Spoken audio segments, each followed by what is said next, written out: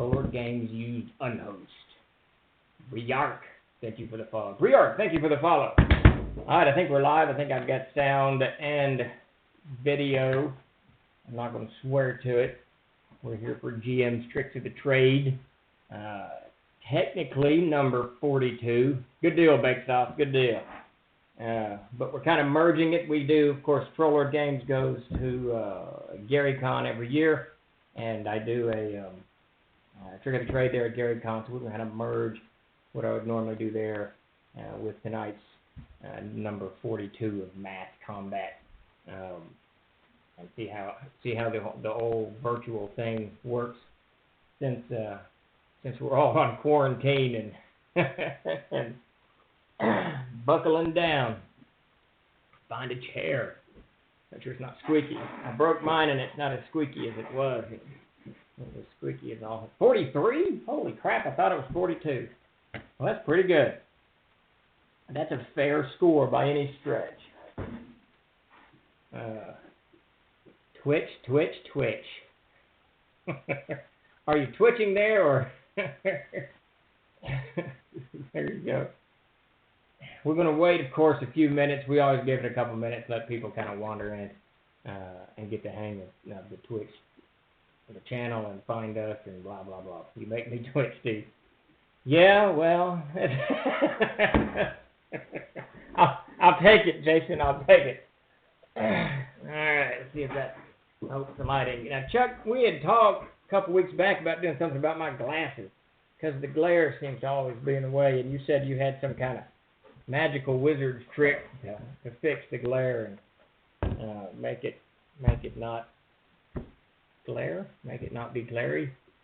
Maybe not glare at people, make something happen. I don't know. Next week. All right, you keep saying that, but let's do it tomorrow. Don't I have 2 streams tomorrow? We're doing working with 𝐆𝐌, and then we're doing another stream publishing past, present, future, something. I can't remember. At any rate, we are here for GM's Tricks of the Trade tonight at virtual 𝐆𝐌. And for those of you who have been tuning into our weekly Thursday night chit-chat about GM's Tricks of the Trade, this is trick number 43, which technically is, I think it's like 225 or something, because I know we have over 200 of these things floating around out there. But as for we do 5 per show, sometimes 6. We do it every Thursday night at 8 o'clock. We're doing it a little early tonight to accommodate all the great folks over at 𝐆𝐌, because they suddenly, as we all did, we were all dancing with the virtual world, and now we're all suddenly thrown into it because our favorite conventions and meeting places and restaurants and game shops and whatever have been closed down. And I know some states have even stopped anybody from gathering together. So suddenly the virtual world seems like a wonderful, wonderful place, which is good, I suppose. Good. So we're going to dive into this Tricks of the Trade here in a few minutes. We're going to give everybody a couple more minutes to come wandering into the room and see what's happening. We're going to, as always, first off, I'd like to say, if you haven't followed us, please follow us on Twitch. We sure appreciate it. How's it going, Effie? Give us a follow, and we'll do, I'll ramble quite a bit, and I'll get distracted, and I'll talk about all kinds of stuff. And if you have any questions or comments, please just throw it right into the feed, and we will address them. And if you have any observations or even tricks that you do, things that you do at the table, and there's a lot of experience out there, bring to the feed, and let's all digest it and chew it all up. My 9-year-old DM wants to know if you should prep with or without your players. Without the players. I would not prep with the players, definitely. They're going to get all kinds of distracted stuff, ask questions, and get his attention off kilter. So definitely go to a different room, put them in front of a TV, let him watch a television show or something, and prep himself. That's the way to do it, without a doubt. I don't know that I've ever prepped with players, but that's great. 9-year-old and he's running the game. That is flipping awesome. That is very cool. Very, very, very cool. Start running the games young. I don't think I started that young. Davis, my brother started us. He started before I did back in 75 or 76. It was Fort Leavenworth. We were still at Pope Donovan, so good God, that would have been 75 or 76. I'm really not. That's good, fantastic. So she's running her own game. That is absolutely cool. How many players does she have? And are they her friends or are they older people? 30-year-old wife to run a game for years. She's still one. Yeah.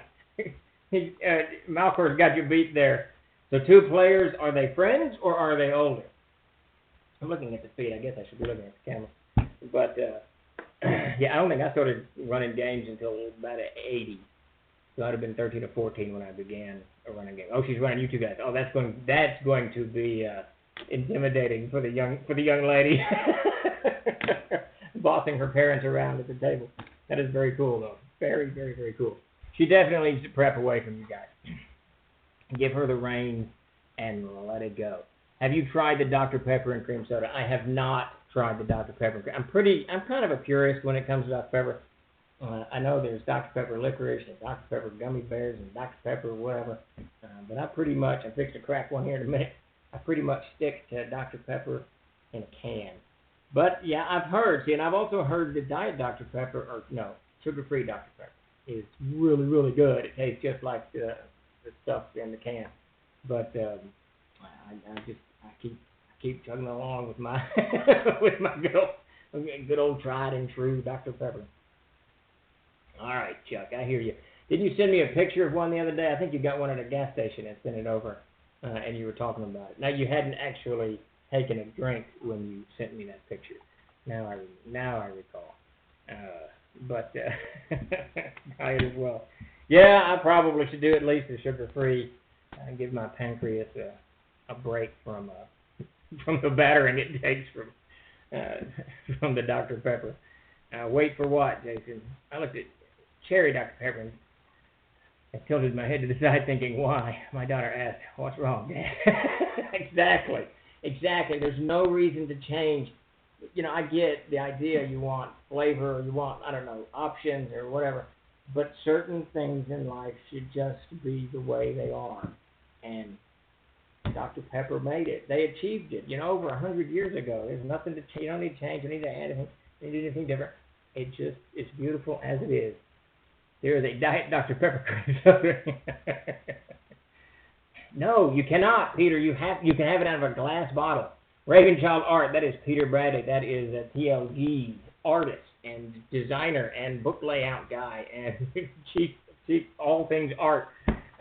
If you are familiar with any of TLG's products, you have seen Peter Bradley's work without a doubt.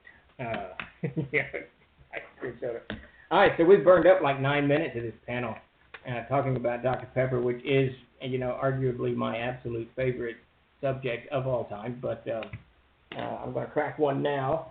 Because I'm in my office, I actually have access to my refrigerator that it's only filled with Dr. Pepper and a couple of ketchup packets when I go to McDonald's and get some McDonald's for lunch. But we're going to crack the Dr. Pepper and dive into this. Commander Pete, I'm not supposed to be. There you go. Dive into this Dr. Pepper and begin. So we're going to shake things up a little bit. There you go, Dr. Pepper, Dr. Pepper, Dr. Pepper. I need to get a sponsorship or something. A T-shirt, I don't know, something. Once I've told this story 1,000 times, but once a long, long time ago, I was very poor and didn't have much money, and I scraped together some coins down in my Chevette, and I went to a soda machine or whatever, and vending machine, and got a Dr. Pepper out of it. As soon as it came, I could hear it.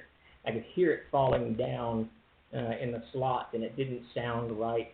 There was something odd about it, and it came out, and it was too light, and I opened it up, and there was a Dr. Pepper T-shirt in there.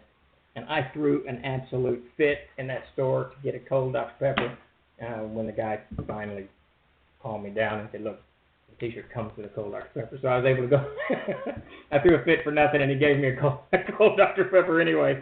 I don't know whatever happened to that shirt, but I sure did not want it for my last 35 cents or 50 cents or whatever it was back in those days. That'd have been like 86, I don't know, 87 or some craziness like that.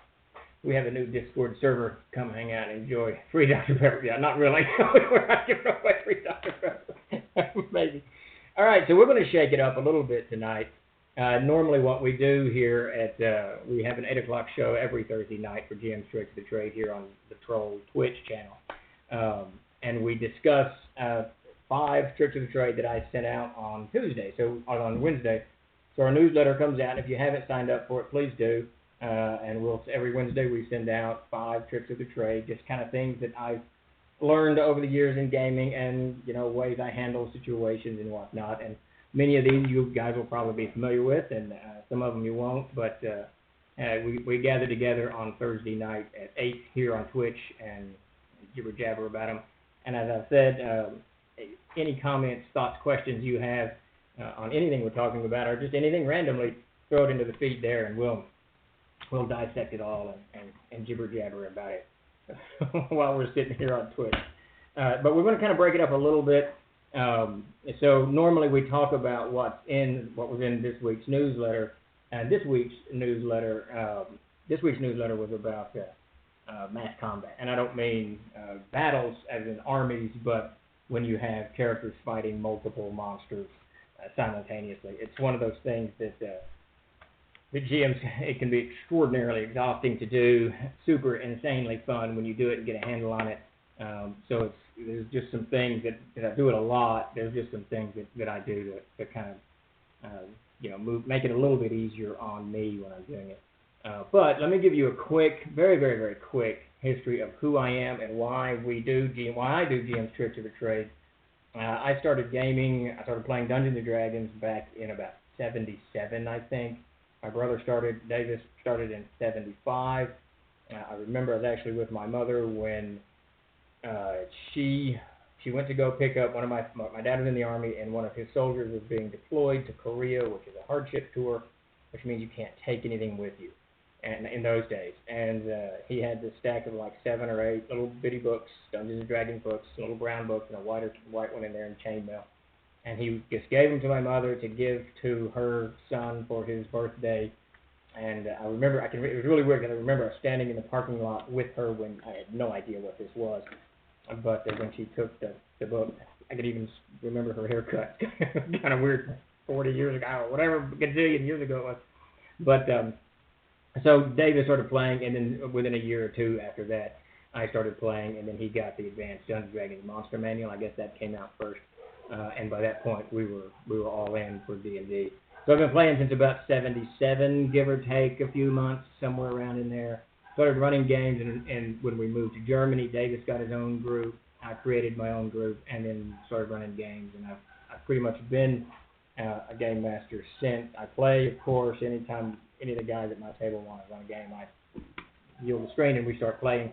But mostly I'm running the game, and of course I run games at cons and blah blah blah blah. And we in college in the '80s, man, we probably played 2 or 3 times a week easily. So it was, and some of those games were extremely long. So it's lots and lots of hours tucked away. And in all of those years of playing, and then of course running solo games, and writing adventures and creating the World of Ard, and being part of the whole Castles and Crusades Renaissance, and all of that has given me a little bit of time under my belt on how these games work and how things work at the table and all of that goobly-goo. So what I normally do when at the conventions is open it up for questions at any point. I love to field questions more than anything. But I like to start with some of the just basics that I do at the table to make things kind of run smoothly. So I believe in I run campaigns, generally speaking, and even if I'm running a single shot game, I try to create that mood, and that's what so much of the game for me is about. That mood, that kind of the outdoorsy mood. So much of the game for me is about mood and pace, and these are the things I stress for everybody when you're running games, whether you're a new gamer or an old gamer. Try to create the mood that you're looking for, and the best way to do that is kind of methodical descriptions of where the characters come from, where they're going, and not even what necessarily the objectives are, but what the surrounding terrain and weather is like. And if you can kind of capture that, you'll start to capture people's attention. You'll kind of get them into it. And that said, I don't recommend that you spend 30 minutes describing stuff. If you spend too much time describing things, you'll wear people's attentions out, and they'll stop. They'll stop paying attention to the game and start looking at their phones or the characters or whatever.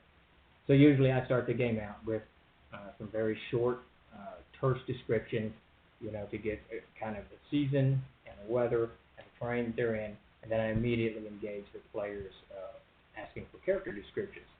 And as they're describing their characters, I will ask questions about, what they're wearing, or do they have gloves, or what have you, just to kind of help everybody at the table, especially those following the first person.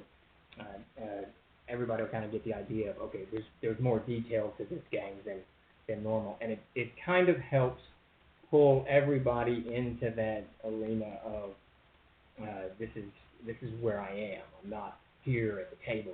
I'm actually going on this adventure. I almost always do overland adventures. I rarely do dungeon adventures. Dungeon adventures are very challenging to keep people's interest. Short ones are okay, but long ones aren't. And I always prefer overland because there's so very, very much stuff that you can do. Weather comes into a huge part of it. The terrain is just, you can do anything with terrain, right? The terrain itself can become an encounter over and over again. You can shift it and change it as you need to.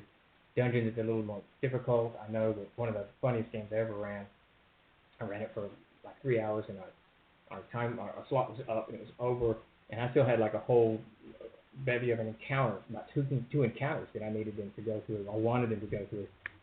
So I didn't. I dropped the encounters. They were behind this hedgerow, and I moved the hedge next to the house where they were going to end the game. And suddenly they broke through the hedgerow, and the game was over. So the outdoor terrain gives you so much more control over what's going on and what you can do as a GM. And that, at the end of the day, is what you want to do, is to keep your pacing, and to keep the mood, is to control the game. You don't want to control the game through punishing players or taking things away from players. That just frustrates people. It irritates them, the whole 9 yards. So you really want to take your environment, use your environment to control the setting itself and the actual game and the tone of the game, so that everybody's engaged. And that's one of the things, and that's to kind of reiterate when I ask people to describe their characters and whatnot, that is primarily to engage them in the game. And I may not even be listening to most of what they're saying. I may still be making kind of notes behind the screen of what I want to happen or how I want to react to their players.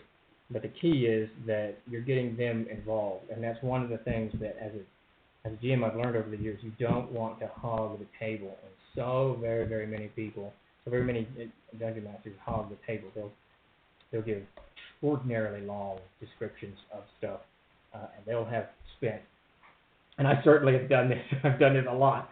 You spend a huge amount of time, an absolutely monstrous amount of time, making these scenarios and planning your world out and creating royalty and monsters and giving them names and personalities and all of this stuff, only to have the characters not do anything with them or ignore them or kill them immediately or not engage like you want them to, and it just kind of unravels very, very quickly. So it's one of those things that I do is I try to keep the players constantly engaged in the game through descriptions and role playing, and I encourage them to kind of do that on their end. During combats, I do the same thing. I try to shift it. I go heavy on descriptions, hoping that'll encourage players to go heavy on the descriptions. But the key really is to keep your players from kind of breaking free and wandering off on their phone or talking amongst themselves. And one of the best ways to do that is through engaging them through descriptive text and role playing. So, and those things are pretty obvious. Now, one of the things that I do so the other thing I do, I guess, to keep players engaged is encourage them to roll dice. Roll dice. And the first thing that I see people do that I recommend they not do is create a static initiative. I know a lot of RPGs have you roll the dice, the D10 or the D6 or whatever it is, and that's your initiative for the entire combat. I never do that. That it's too orderly, combat's too chaotic, and that's too orderly, number one. So one of the things that I always do is every round, everybody rolls initiative again.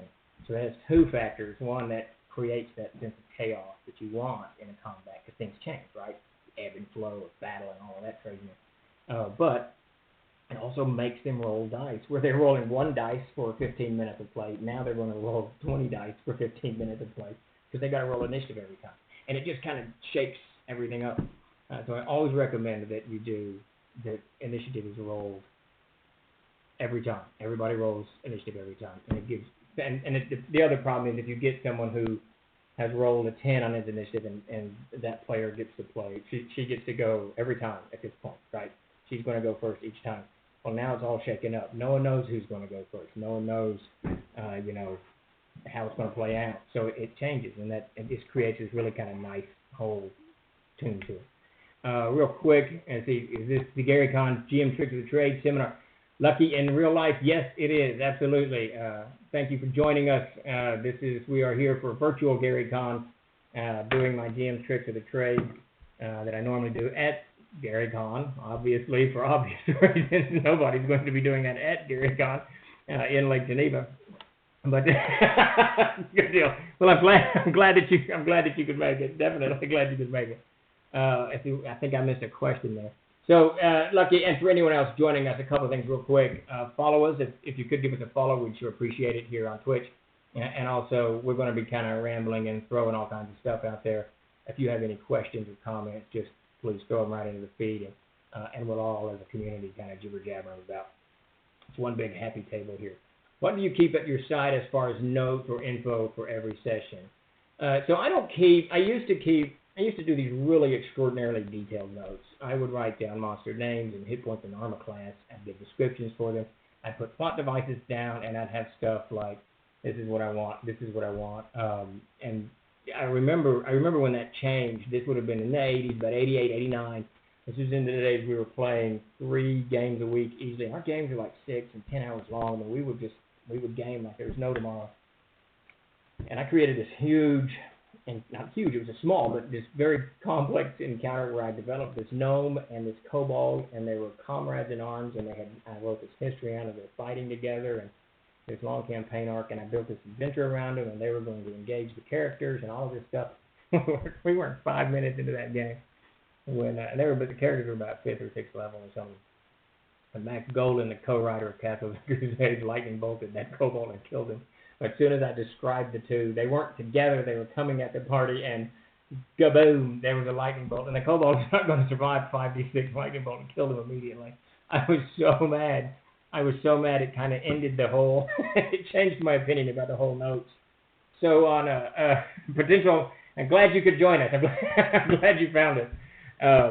A GM Tricks of the Trade. So it kind of ended the whole thing about over-prepping. And since then, I kind of ratcheted down my preparations. I will do, there's 2 sides of the coin. If I'm just running the Thursday night game, I'll have some kind of ideas in my head. I might pencil down a couple of notes if the ideas are a little bit complex.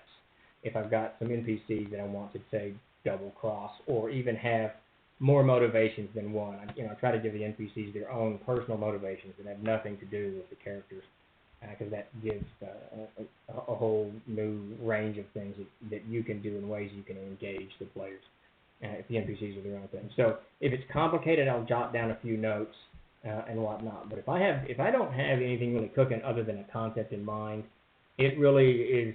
I freewheel it mostly because it's so.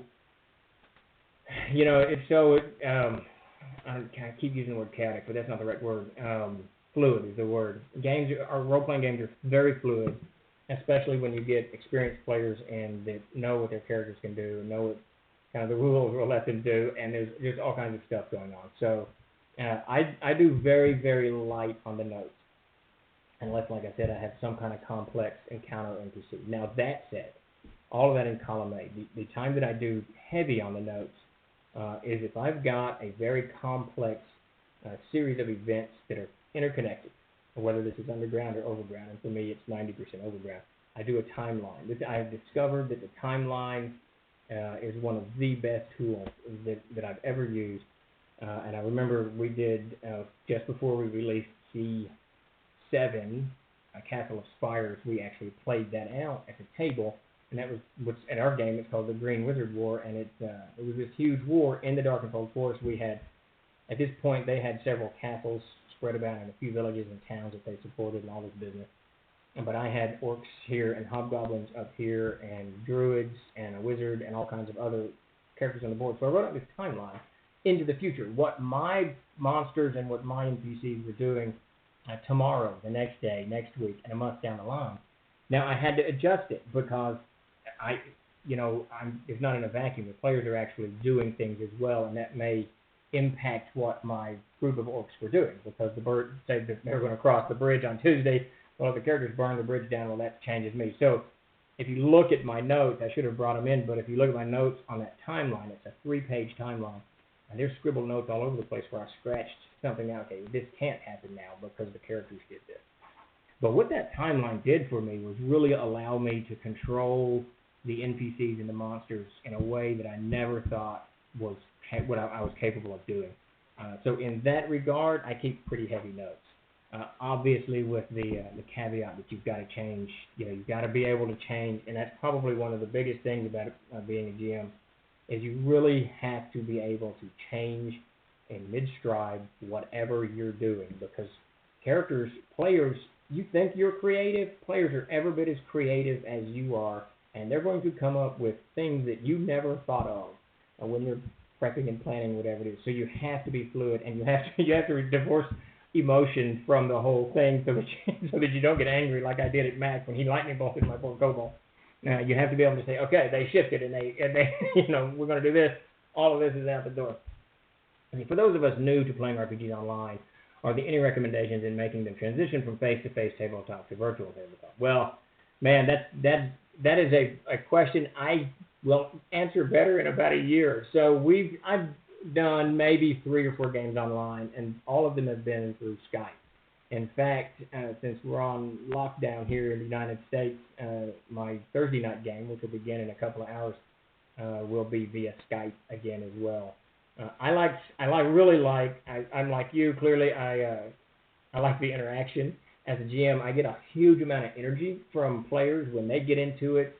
I can be exhausted and tired and hungry, and if the players are hopping, the exhaustion goes away, and I start getting hopping. So the Skype for me is, at least I can see the other players. We're laughing and joking, and it's sort of like we're at the table. And there was 4 of us, and we were all on a Skype call last week. I played that way a couple of years back with Satine Phoenix and a few of her people, and it was much easier on that. Now, Friday, I'm going to be running my first Fantasy Grounds game, so we'll see how that goes, because I know that's a very different platform. That's more like a video game thing. So I think probably, my guess is, the key to it is to have some kind of ability to vocalize, over microphones or whatever, since you guys are talking. So that minimally there, at least you're having vocal communication as opposed to typing or whatever it is. But I honestly, I would try Skype first, or whatever. Zoom, I think, is a big thing right now, whatever video conferencing programs that are out there. But it might be a good way to break into it, because you guys are separated, as we all are now. We're all kind of on lockdown and holding all of our individual forts down. And since we're all going to have to do it, we got to get used to it one way or the other. So that's where I would start with it, and then kind of graduate into something like Fantasy Grounds or Roll20. I know is another big one that I've also got to learn. So I'm not even so Fantasy Grounds and VC. Okay, so VC, is that a video program that works with Fantasy Grounds? I think we got to learn. StreamYard is pretty good too. I'm going to do a crash course on all of this in the next few weeks. I don't think the pandemic that we're under, I suspect that the United States, it takes the country a little while to wake up, but everyone went on lockdown pretty quick. Stuck for a few knuckleheads down on the Florida beaches and in Mardi Gras. I think everyone kind of just, okay, we'll stay home. And now we're beginning to see the country's manufacturing base and whatnot wake up. So I think we're, in the next week or so, we'll be through the thick of it, and maybe this will start loosening up. But until then, we're all stuck playing virtually, whether we want to or not. So this is the world we find ourselves in. I think that's for video chat. different different form of Skype. Okay, different from Skype, but it's sort of the same thing, I guess. My group started with Skype, and well, 20, then we moved to the Discord for voice. Yeah, I did we do a troll talk on Friday night, every other Friday night, and I did that voice Discord not too long ago. So that's probably the answer there, is to take these technologies, kind of experiment with them, and merge them together. That really probably is the best, because I know that in Fantasy Grounds there's mountains of tools, and I know Tim Burns and Chuck, for Troll Lord purposes, have been working insanely hard on moving all of Troll Lord's mountainous setting material, and it's all bound up in the Codex of Eridan, and they just lots of stuff with Eridan. There's a huge, well-developed world campaign setting. They're moving it to World Anvil, so that's going to be another place that people can kind of congregate virtually and game as that kind of all pops out. But I know Gary Con, Virtual Gary Con, has a Discord channel. I know we certainly have a Discord channel, and our friends over at Apocalypse of Enoch, This Walker, they have a Discord. I know not Fat Dragon Games. We love the guys at Fat Dragon, but Frog God Games, they have a Discord channel. So there's all kinds of places you can go to kind of congregate and run these things. I DM 5 games a week on Fantasy Draft. There you go. There you go. And so in 𝐓𝐤 is going to be able to help all of us, I think, plunge forward, because it really is. I think it's like anything new, it's learning how to do it. The game itself is the same. It really isn't changing whether you're virtually or not. It's really just the human interaction. And like you, I'm used to that, but we'll get used to this new thing too, because that's the choice that we have. We have a new Discord. I guess I don't need that. And we love the boys at Frog God. Frog God is awesome. Bill, Zach, all the crew, Casey Christopherson. We're actually doing a little Haunted Highlands work with Casey soon, too, so that's good. Stephen, I'm nervous. This is my first time running CNC via Fantasy Grounds. How much whiskey do you recommend before I run my Jericho game? Well, I had to give up the whiskey a few years back, because I found myself passed out in the bushes there at, it was Gen Con, I think. Yes, it was Gen Con. If you go down from the hall past, what is the bar? Lord have mercy. Right down that main street. The Wild Beaver? Whatever it is. Beyond that is a police station, and here I woke up laying in the bushes outside the police station. I thought, okay, this is enough with the whiskey. I got to stop. I think it was Long Island iced tea that night. I can't remember what it was, but I do remember yes, the Wild Beaver, yes. That is a fantastic bar, absolutely great bar, and Todd and I were heading out, and I don't know at what point I got separated from Todd, and he was trying to get me back to the hotel. There used to be a Holiday, not a Holiday Inn, something, I don't know, something down the street, some kind of hotel, and all I remember is waking up in the bushes, so I kind of give up on the whiskey a little bit. So I would drink some, you can't drink Dr. Pepper, so somewhere in the middle, maybe there's a mix. Yeah, Jason, it was in the early days of the Trolls. It was some hard,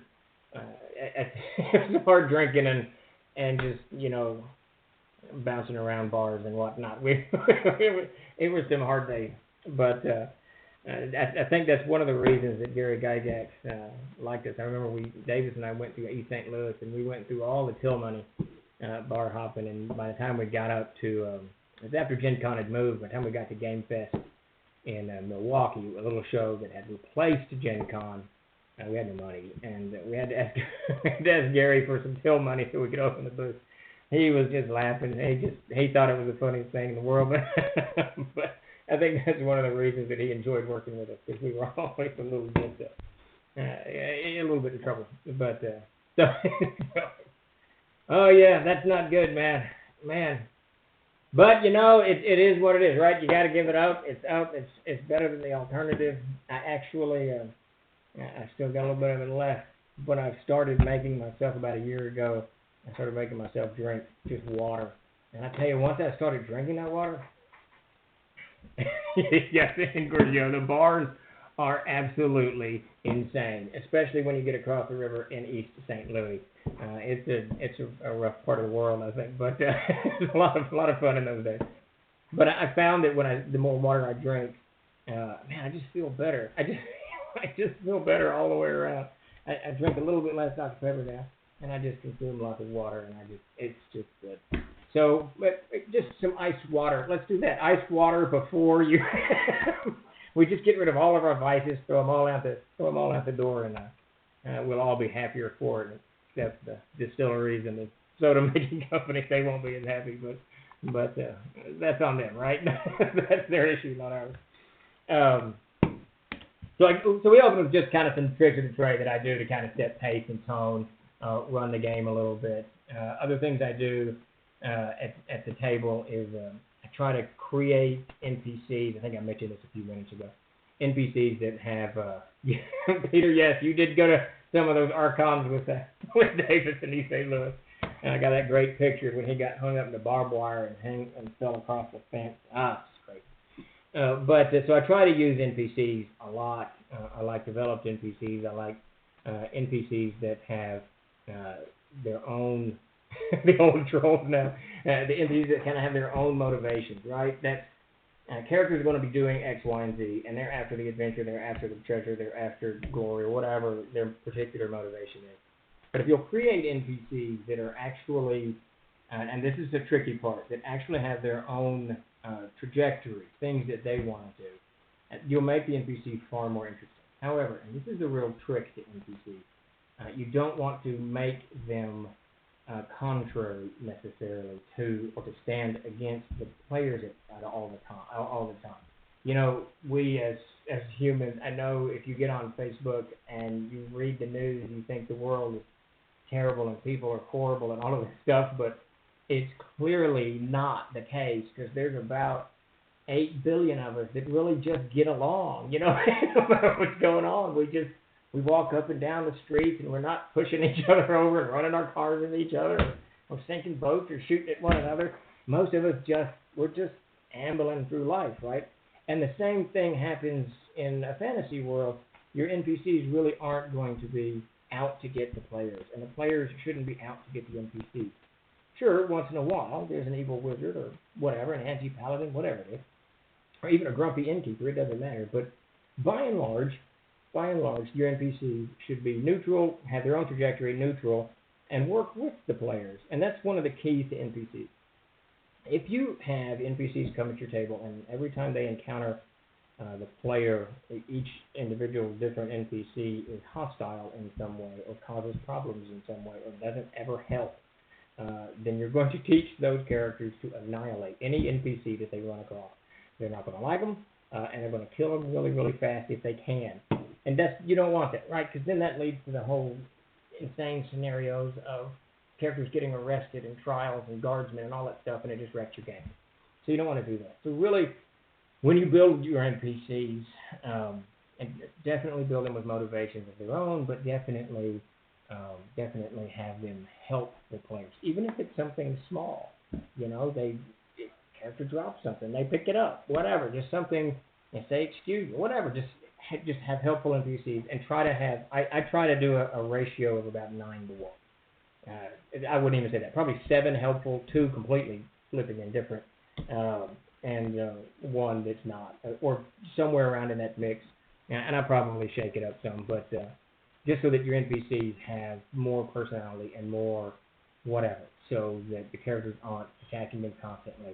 Because NPCs become an absolutely huge tool for you to use in the game in a variety of ways. If your characters are okay with interacting with NPCs and aren't hostile to the NPCs, you've got a constant font of information through an infinite number of characters. If you need to get information to the players and they're not hostile to NPCs, you can use any NPCs and get that information to the players.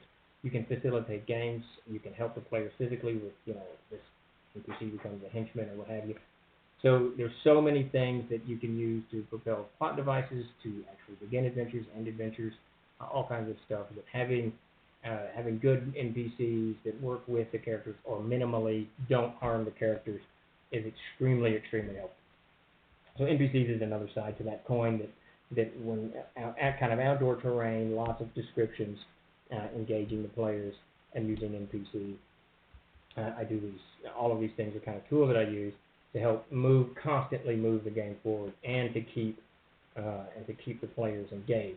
And that's kind of the final note on NPCs is a fantastic way to engage players. You have the NPCs ask the players, what's on the road? What's out there? You just came in from the wilderness. What do we need to fear? So that the players are actually role-playing out their experiences. And if you start down that road, player A is going to say X, Y, and Z, and then player B is going to correct them, I can guarantee you. And then the other players will say, no, that's not how that happened. But then you've got a whole role-playing session.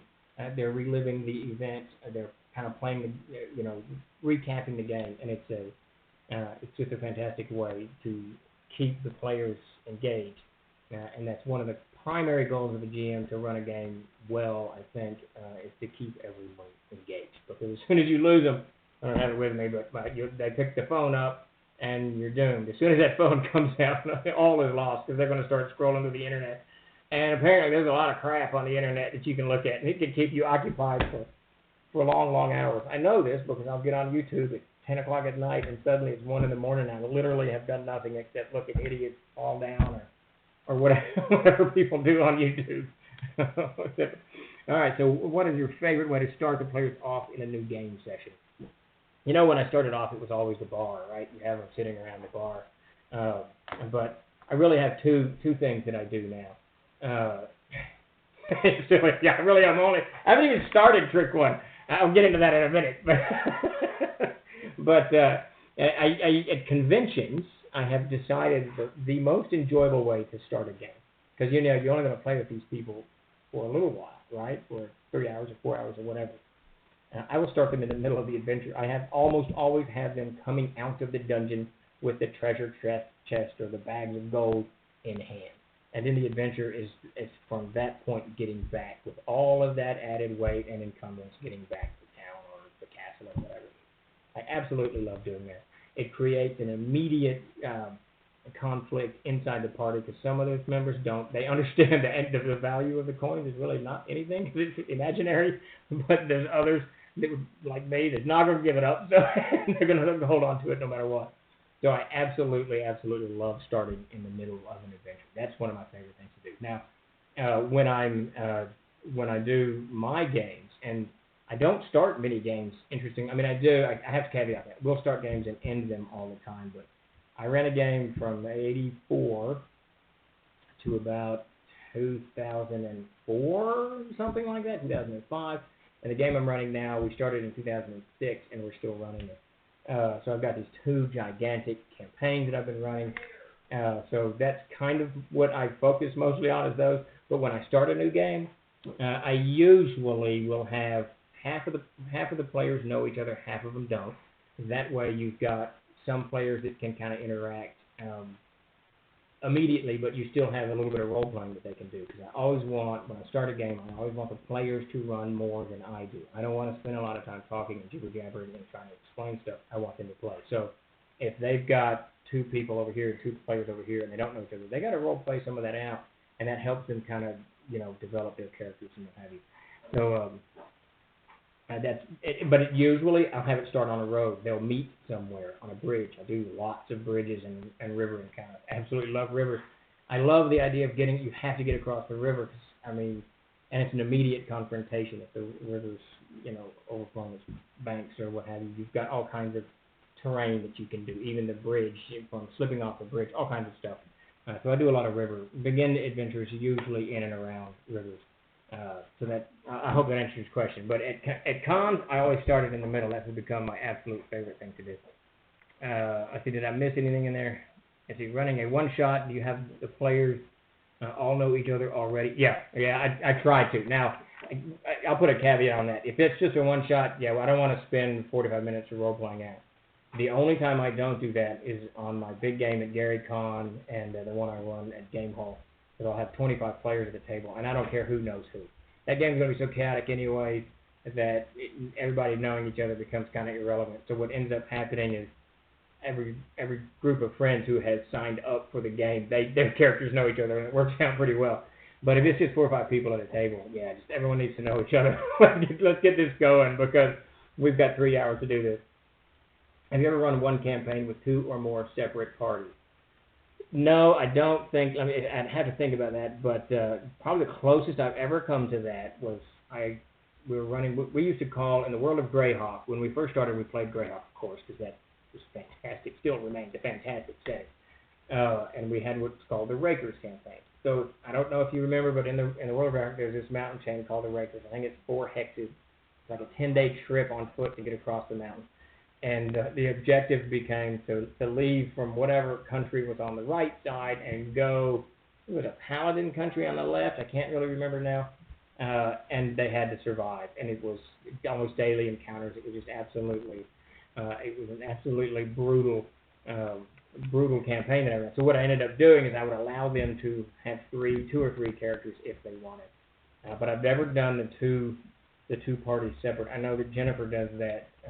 She's on here at Snow Quilting. She and her husband do that up at 𝐆𝐿, which they won't be able to make this year, but even to virtual 𝐆𝐿. But they do 2 parties where Mark's running one and Jennifer's running the other, and it's really kind of cool. My experience with Steve's games, you are here, you think you need to go there, and then you submit for us right across. That's usually it. It's a lot of chaos. It's a lot of trying to get across that river, arguing. The games, those big games, are absolutely hysterical. Just watching people, because you can see people's personalities come out and jump into it. What is your favorite player trait and your most hated player trait? So I got to say, one of the things I don't do when I run, and this is to this day, I did it for Advanced Dungeons & Dragons. I played AD&D up until Castles and Crusades came out, and then when Castles and Crusades came out, I played AD&D even for about a year after CNC came out until Davis and Max said, we're not going to play with you anymore if you don't at least run one game of CNC. And I loved it. I fell in love with the system immediately, even though we'd been publishing it for a year. But so I played basically AD&D and CNC. Now I played 𝐆𝐿 World and 3rd edition and all that stuff in the middle. But I've never learned the player ability. So I don't, to this day, I couldn't tell you what a paladin in AD&D can do. I can't tell you what a barbarian in Castles and Crusades can do.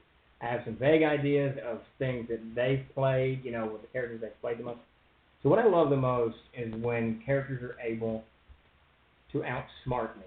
Or that's not even the way to put it, not outsmart me, but to come up to have solutions to whatever problem that's presented to them that completely surprises me. It's completely out of left field. And I'm facilitated in that because I don't know what they can do. I don't know all of their capabilities. So I don't question them. They just tell me this is the way the ability works, and I go. Now, once in a blue moon, someone will kind of, overstate it, and then I'll ratchet it back. Or one of the ways I DM, one of the ways when I'm running a game, I have control. I get the final say on anything. It doesn't matter what it is. And this is, I would say, for all GMs, no matter whether the rule's written down. If it doesn't work, if you don't want it to work that way, you're the final arbiter of that, and it doesn't work that way. And this is a time-honored thing at my table, so I can actually say if they use an ability, if it doesn't work that way because of, and concoct some kind of reason for that. Now, it may work again the next time the way it's supposed to. But my absolute favorite trait is when they're able to outsmart, and that's really not the right word, but to come up with creative solutions that I never thought of. Absolutely love it when players do that.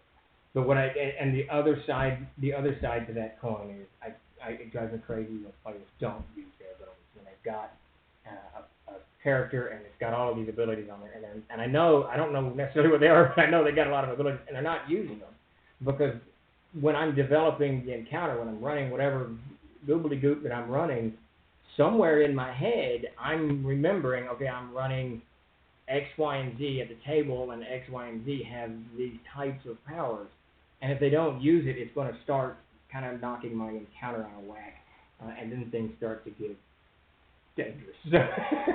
So and that I don't like to do. I see. How do you handle a TPK? I rarely do a TPK. I maybe in the olden days a little bit harder, but I ran games a little bit harder and kill characters a little more aggressively, a little bit, I should say, a little bit less compassionately about it. But I generally, when I'm running a game, I give, we came very close. It's a very interesting question because we came insanely close to a TPK in this game that I've been running since 2006. We play every Thursday night, and about every 3 months we meet for a 3-day game up in the mountains. But one of the players couldn't show, so 4 of the players were there. And I told them, now, before we sat at the table, they knew they were actually going at 15th or 12th level at the time. They were going to this area. The encounter was going to be insanely difficult. And they lost their wizard. He couldn't show up at the table. And I told them, I said, now listen, I'm not going to change the encounter. You've lost 25% of your power, 20% of your capabilities, if not more, at 12th level. But I'm not changing the encounter. So just be advised. Approach with caution. Don't do, whatever. And well, they didn't approach with caution at all. And we ended up, the party got annihilated, other than one. And this kind of plays into this earlier question. Todd's Ranger was still alive, but he was down to like 8 hit points, and I still had ogres and hellhounds and 2 hags. It was just a mess. But what he was able to do is he had this magic item that he had gotten, God knows when. I don't ever remember him using it. It was a stone horse where you throw it down, it turns into a horse. And he jumped on that horse's back. He used his round action to do that, jumped on the horse's back, and took off running. And the hags retreated, but everything chased him. He led them in a big loop, obviously outrunning the ogres and even the hellhounds and whatever else it was. Looped back around and started scooping up party members to go and eventually resurrect them. And that was so close to a TPK. I was going to go ahead and let it carry through, but and it was just going to be a kind of a game changer, which would have sucked, but it would have been a game changer. But then Todd pulled this thing out of his pocket, completely caught me off guard, completely, everything changed in a moment. It was one of the most enjoyable games for me in a long time.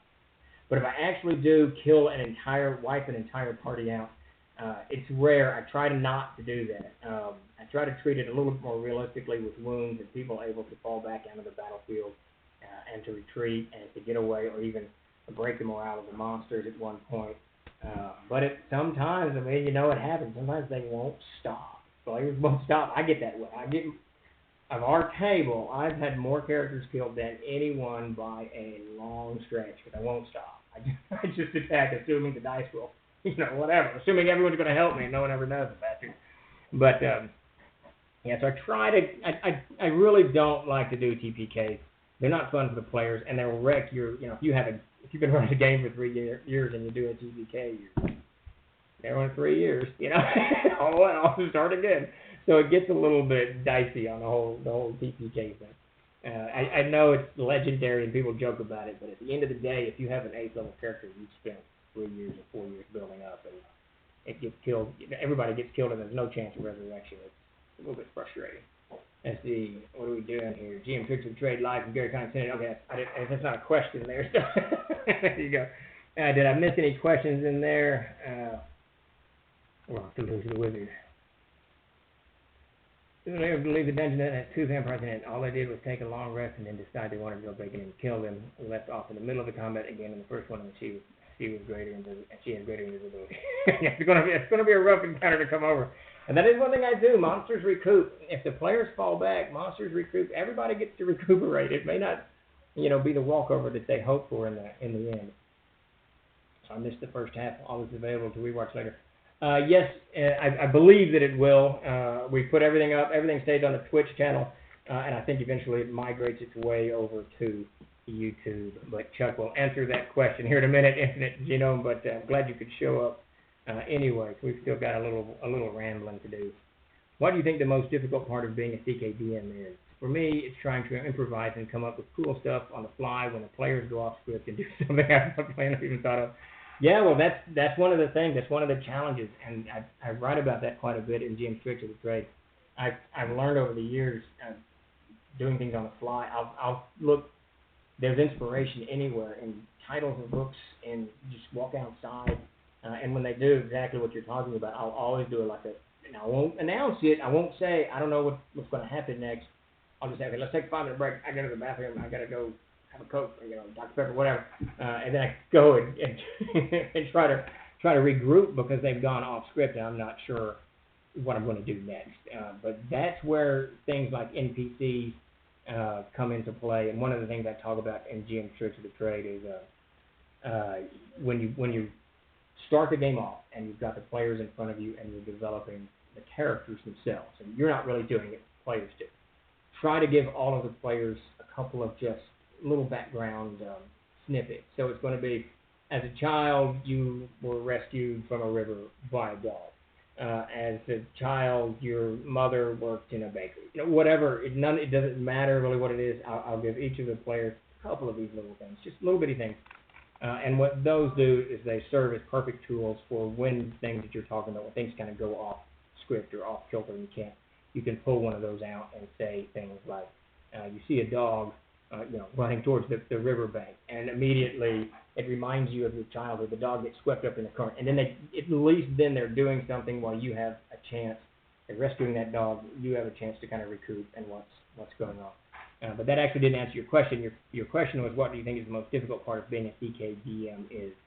I think that probably the hardest thing for me when I'm running a game and I kind of know what they should be doing, but they've gone, to solve or to get or whatever, they've kind of gone to the left field, and they're super excited about what they've discovered and what they think they've discovered or what they've unraveled or what they've put together, and it's all wrong.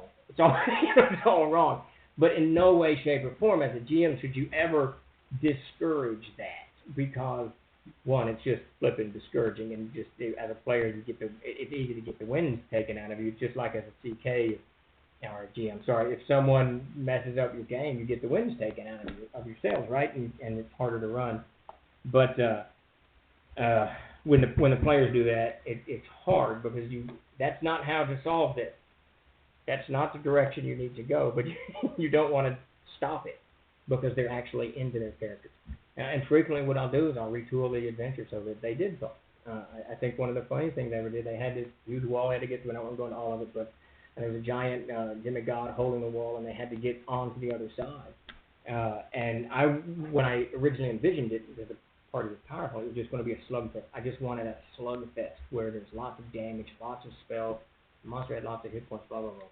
Well, when they took a little bit of heavy damage, they fell back, and they were anticipating something differently. And then I think it was Davis or Mac, I can't remember, but they came up with this kind of way to get through the whole encounter, and I thought, no, that's just brilliant. So I retooled what I was doing, and they got through it. But am I frozen? I'm getting no shouts from Chuck that I'm frozen, so it might be you, Ollie Flynn, not sure. Chuck, am I good? Who can say? Okay, so I'm good. So yeah, I think that's one of the things is not stopping characters or trying to redirect characters back onto the game, especially when they're having fun. Have you ever run a game for teenagers? If so, do you have any recommendations? I love running games for teenagers. I have done it before. There's two sides to it. Well, little kids are different, because I run games for little kids, and they're just insane. Children are absolutely, there's no blinders on. I remember I was running a game with these kids, and there were like 6 or 7 of them, and they ran out of rations, and the one girl, so she's probably 8 or so, they had just killed some orcs, so they started eating orcs. And she's like, we'll just eat the orcs. I'm like, what? Why would you eat an orc? And it was so funny. I was just rolling it. But on teenagers, really, they're not, from my experience, and teenagers are different than when we were kids, of course. Their worlds are different. They're very different than our world. Not better, it's not worse, it's just different. And they play video games, and they watch television, and they have a different experience, right, than we do. We watched cartoons. If you think about it, your grandfathers didn't. Your grandfather never saw a cartoon when he was a child. He just got up in the morning and went to work. So our experiences are different than our grandparents and kids today. They have teenagers today. They certainly, especially people between ages 12 and 18, they don't have a memory of television. I remember when my 12-year-old, he's 14 now, but when Wilson came up and said, so what is the NBC? I had no idea what it was. I just fell over laughing. It's so funny. But they have a different perspective. And video games are very different than kind of drawn-out role-playing games. So what I try to do with them, when you look at a video game, even the campaigns in video games, and I only play 2. I play Red Dead Redemption and GTA. And I don't really play either of them. Red Dead Redemption, I get on my horse and ride. I literally don't do anything. I just ride my horse. It drives my son crazy. But they're very goal oriented. There's every section is a mission. So what I try to do, and it's what I've been running a game for a couple of kids, my son and Matt Golden's daughter Ellis. They're very goal oriented. But what I've done over the past year and a half is I've added things to those. So the goal is to get here and do this. They understand that. They'll sometimes do it. They do a risk assessment, but they'll sometimes do it. But in the interim, I try to weave kind of a light story element into it. Ellis she started to buy into these story elements faster, and she began to kind of play off of those elements. One was had to do with dresses, and I can't remember. It was soap and dresses.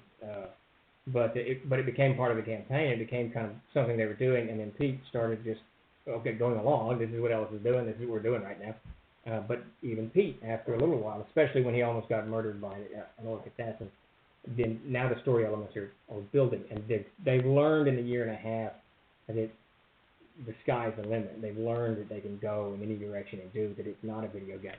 But starting out, I kind of treated, and I made the mistake of trying to run it as a game like I do my regular Thursday night, and it didn't work at all. They weren't having fun, and you could tell they weren't having fun. So when I made it more goal-oriented, so tonight we're killing the orcs in the tower. The next night we're getting the wagon across the road. Everything's a goal-oriented. So that would be my recommendation on teenagers these days.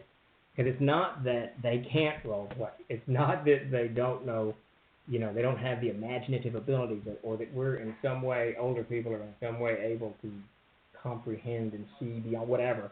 It's they don't have it. It's not in their lexicon of experiences. You can sit down. I remember, when I started playing AD&D, you had to read all this crap. I mean, there was so many books. I told Davis, I'm not reading this.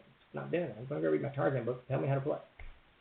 But when we got GTA in the house, Pete sat down and he was playing it within like 5 minutes. So their experiences are very, very different than ours, and they're wired differently. That said, they're gamers, and if you bleed those story arcs and those elements, NPC stuff into it, and monster stuff into it, and terrain and description, after a little while they'll buy into it, because we're all imaginative creatures. That's why we have the whole noodle pot up here. We can picture stuff that doesn't exist, right? And we gamers do it every week. So playing into that is really the way to go. Shoot for the goal oriented, at least in the beginning, and they'll pick it up fast. So one thing I've noticed about younger kids is that these people game like crazy, and they will play almost any kind of game. I mean, it puts our game into shame. We might have more hours in, but that's because our hair's turning gray. But these younger people, I mean, the computers, it's so easy to game. You used to have to go to a store, now you just have to download something. It's easy. One story I read from a dad who GM'd with his son and friends had only played Skyrim. They had no idea that in tabletop the NPCs could stay and do anything, not just choose your good, bad, or strong. That's exactly right. I mean, that's kind of how that's funny, Palin, because that's when I first ran it and it didn't work. I tried all this role playing and it just didn't work. But once I dropped that, threw it out, went to goal oriented, then it became that, and then I just bled the role playing in slowly, because that's what I like to do. They picked up on it, and once they learned it, and once they started learning that those abilities are really just bare, they're just bare limits on what you can do, depending on the game that you have. I mean, Catherine would say it's ability checks, or attribute checks, and the sky's the limit. I think 5th edition kind of follows that as well. I don't know about Dungeon Crawl Classics or Swords of Wizardry, but it's probably right up there as well. What do you do when a player pulls their phone out, kind of discouraging, makes me feel like I'm boring him? Well, there's two sides of that coin. One, they may have an emergency, so I never jump down anyone's throat. But two, you're right. Anytime I see that, the phone is a dreaded thing. When that phone comes out, and it's a thumb thing. So if they're doing this, maybe they're getting a text, but if they're doing this, you've lost them. It's hard to capture them back once you've lost them. But what I'll do, so this is to kind of give you a bigger picture of what I do. When I run a game, I always start, when I do a combat, I'll start on my right. This individual is going to roll initiative. Then that individual, then that individual, and that individual, and that individual. Okay, so say you've done that for 10 games, or 10 battles, or whatever. So there's this kind of routine. Everyone knows they're going to roll initiative. Chris is on the right, so he's going first. Then it's Laura, she's going second. That's just the way that goes. We're all used to it. But when that phone comes up, one of the things I'll do is I'll shake that up. I'll play through it for a minute or so while the phone's down or whatever's distracting the character, and then I'll shift the whole initiative thing out. Okay, I won't single that individual out because I don't know why they're on the phone. But I'll single the one out next to them, or maybe just out of whatever it is, out of order, and say, okay, I need you to roll initiative, or I need you to make an attribute check, give me a wisdom check. And usually, because it's out of order, it makes everyone sit up because they don't know what's going on. Why? If Chris is supposed to roll first, why is Mac rolling now? Something's off. And frequently, the person on the phone will stop and at least look to see what's going on. And if you do have a battle coming up on, and that's usually what I'll do, is I'll have a battle that will roll right into the encampment. Now you'll bring them back. I used to call that bringing them to their senses, and it was much less subtle in the old days. I'd pull up my pencil, and if the eraser was up, that meant a combat was coming, and everyone was going to get annihilated. My phone is my fidget spinner for adults, and I'm all yeah, well, there's that. But you know, it's also there's a lot of people roll. Half of my table now rolls on their phone. So the one thing I do know, if YouTube pops up on that phone, you're done. It's over. You've just done for 30 minutes. However, I will plead guilty to using my phone in a bad game like that before. The game of the con a couple years ago, worst game ever, and all the players are pretty much tuned. That's the problem. I mean, if you start losing people to phones, the game's over, and you need to get them back fast. And really, the only way you can get everyone back fast is with a combat. But this goes back to kind of what I said in the beginning. Man, I'm still on trick number one. But what I said in the beginning is I try to constantly engage the players and turn the game over to players through descriptions and through role-playing, whether it's in combat or whatever it is. Because you really want people involved. If they're just listening to you, jibber-jabber for 30 minutes as you describe what King Olaf is doing, they don't care. You don't really even care what King Olaf is doing after 5 minutes of no discussion. So it's one of those things as trying to engage people. So I'm going to get yelled at if I don't say this. If you have just joined us or you have not followed us, please give us a follow here on Twitch. We sure appreciate any kind of support you guys can throw our way. And we are here for virtual GaryCon 12, GaryCon 12 virtual. I suppose I need to do that in its proper order. Doing GM Tricks of the Trade. And of course, every Thursday night at 8 o'clock Central Time, you can join us here as we do GM Tricks of the Trade. And we'd love to see you guys dive in. We do a weekly newsletter every Wednesday. We send 5 of these tricks out, and then we discuss them Thursday night. So sign up for the newsletter and join us every Thursday if you can. Follow us if you would. We sure appreciate it. How do you get players to engage? I have a group of 5 players. 3 of them almost never ever talk. It's very discouraging as a DM because I sometimes feel like I'm boring them, but other groups love my DM style, so I don't know. Here's the deal on that. Probably at least one of those 3, if not 2 of them, are just shy, and they don't like it. I've got a couple of players, one's quit, but they just didn't like role-playing. They didn't like doing it. So I learned after a while to not put them on the spot. It just made everything worse. So I try not to put people on the spot.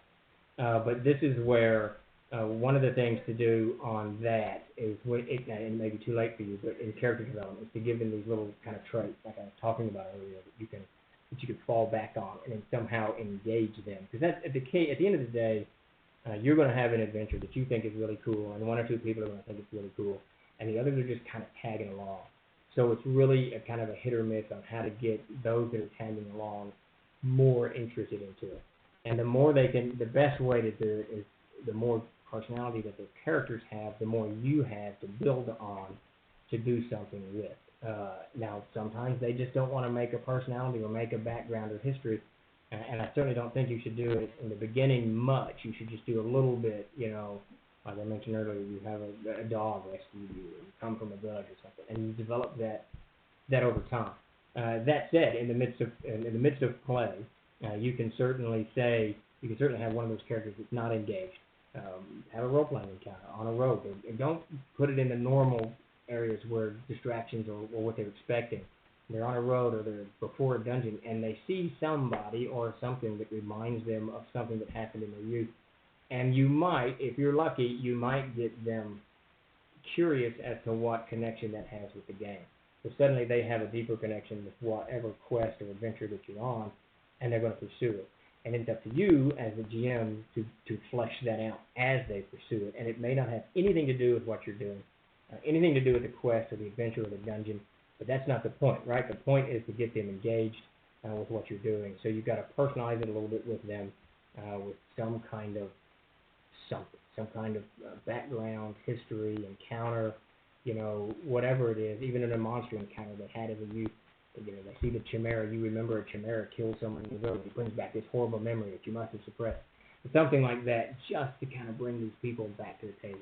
It is difficult, and it's hard, it's very discouraging as a GM when you're sitting there and people are engaging, you know, because you don't want them to not engage. The whole point is we're all kind of, you're creating this story, but they're actually living it. You don't get to live it. You're just that person behind the screen, you know, creating it. They get to live it. They get to do the exciting stuff. And it's a little discouraging when they're not hyped about it. Talon, absolutely. Never push people. I just, it's best to engage them somehow. Just do not put people on the spot. I try never to put people on the spot. It's embarrassing, and if they're already kind of got a social anxiety, you're just going to make things 1,000 times worse. See you later, Dark Light. Appreciate you coming by. That's it. Rough going 6 months. It feels like pulling nails to get them to do anything. I think all they care about is combat. I also believe that they're new to D&D and RPG games in general.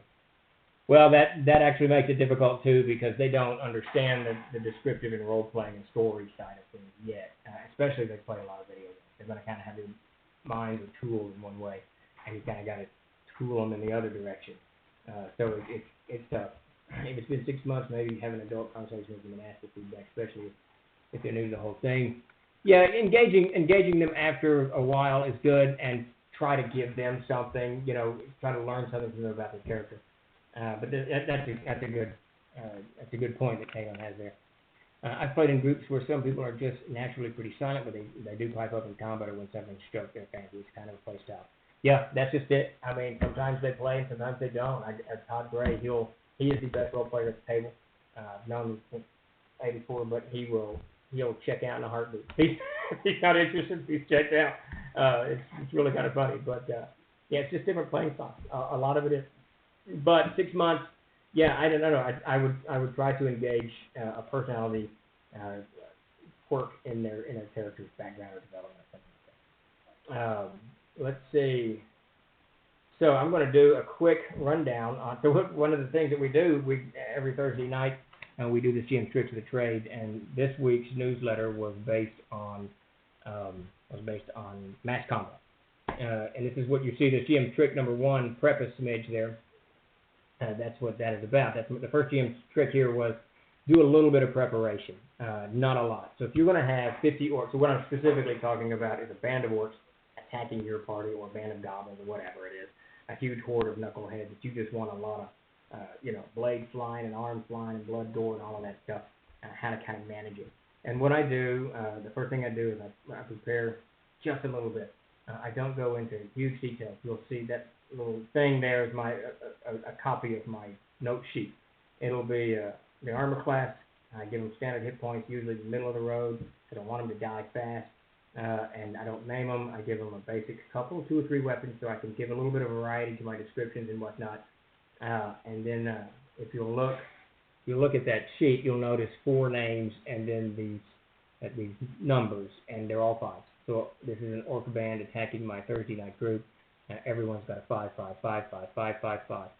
In the course of combat, if they kill the orc, I put a slash through them. If they wound the orc, I circle it.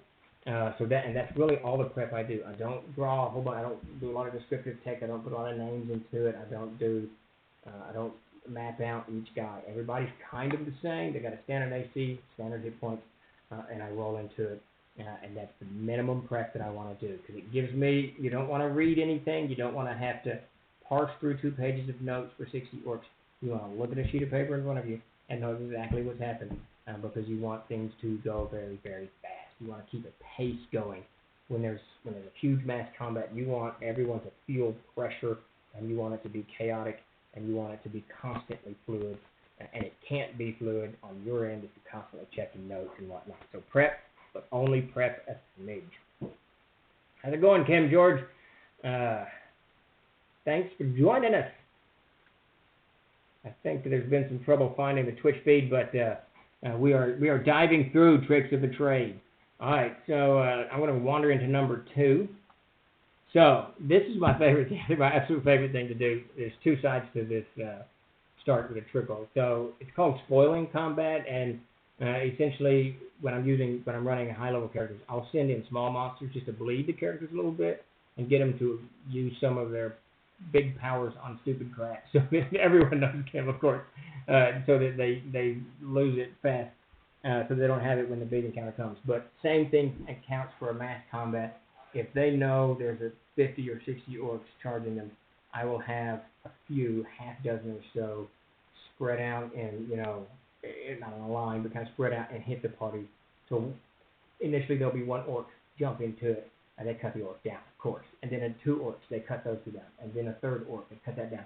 But each round that they cut through this trickle of orcs coming through, they can see this horde of 55 behind them still piling on. So by the time they've cut the 3rd or 4th little single orc, or a dual orc, or maybe even triple orc down, then they're suddenly hit with this wave. And that serves a lot of purposes. Its primary goal is to build tension, is so that they can see this coming. They're killing what's in front of them, but it's still coming at them really fast. So it just builds this kind of whole. They know they can kill these orcs pretty easy, but it still looks scary. It just keeps everybody on their toes. Rarely does it serve as a spoiling attack that I do against high-level characters. Hopefully it doesn't. But it certainly it helps just kind of heighten everybody's sense of urgency and chaos that's going on about it. It's a fantastic movie.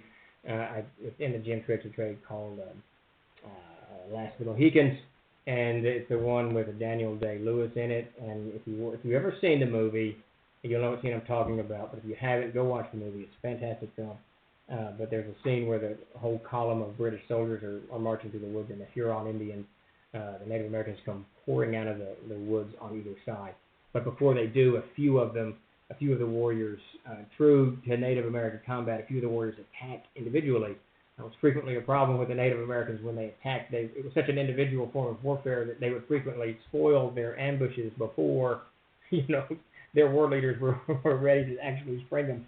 But there's this great scene, and it kind of plays into this crippling concept. There's this absolutely great scene of this one Huron comes barreling out and attacks, and then he's followed by another one before the big battle begins.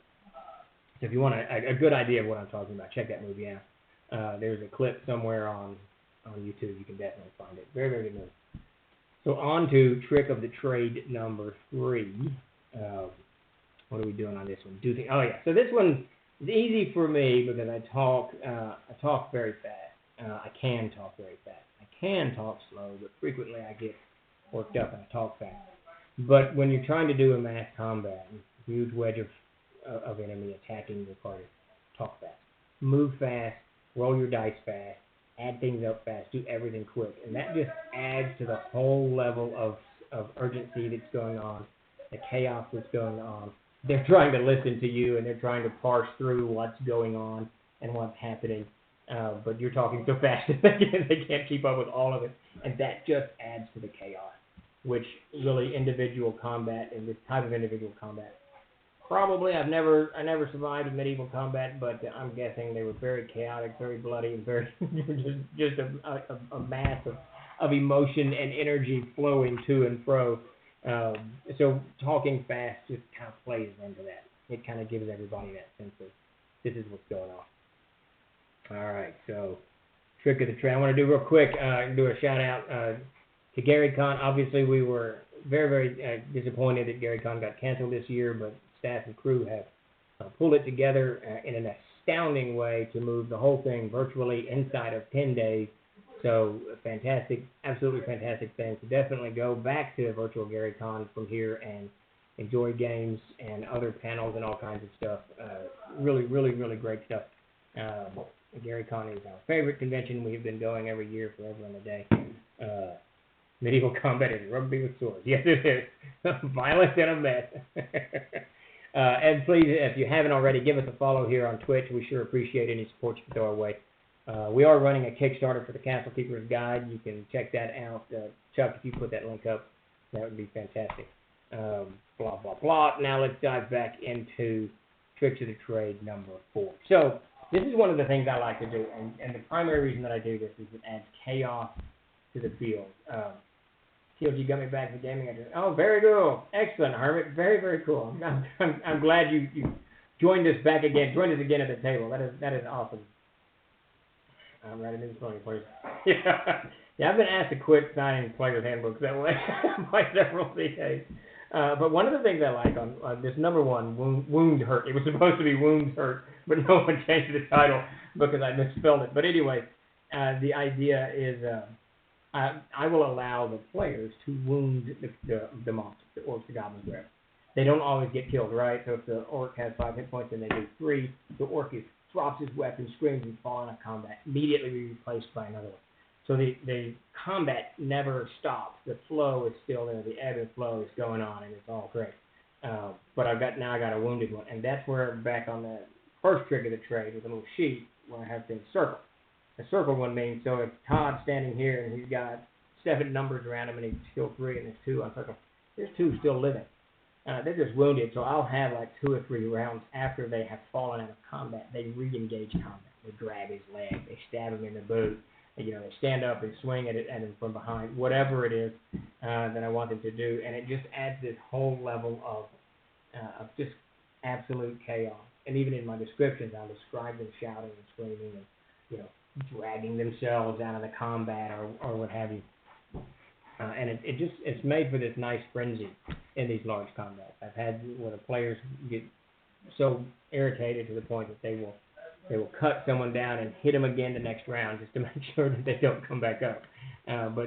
So wounding your monsters is a definite viable thing. If you do it, if you don't go into a lot of worry over the monster or the hit points or all that business, it's easier to do. You just circle that hit points. He's wounded. He's over 50% down. Next wound's going to kill him, but he's still actually alive. So the last trick of the trade, as we're wandering into the close of this panel, just lost it, is spread out the damage. And this is one of the things I always try to give players a lot of latitude. I like that their abilities do more than that book says that they do. Their spells act better than they wanted them to, or worse, but they can go either way. I like there to be a variety at the table, that everything's not the same. Fireball doesn't always act the exact same. There's environmental conditions, there's a wall, whatever it is, it might change the way it actually acts. I love that type of stuff. And it goes both ways. It can help the players, it can hurt the players, but one of the things I love to do in mass combat, and I really do this in mini combat, is spread out the damage. So let's say Todd swings and he does 8 points of damage and the orc has 5. I will have it cut the one orc down and into the other. Or if he does 4 points of damage, I'll have him cut through 2 of them. So 2 of them get wounded and fall off.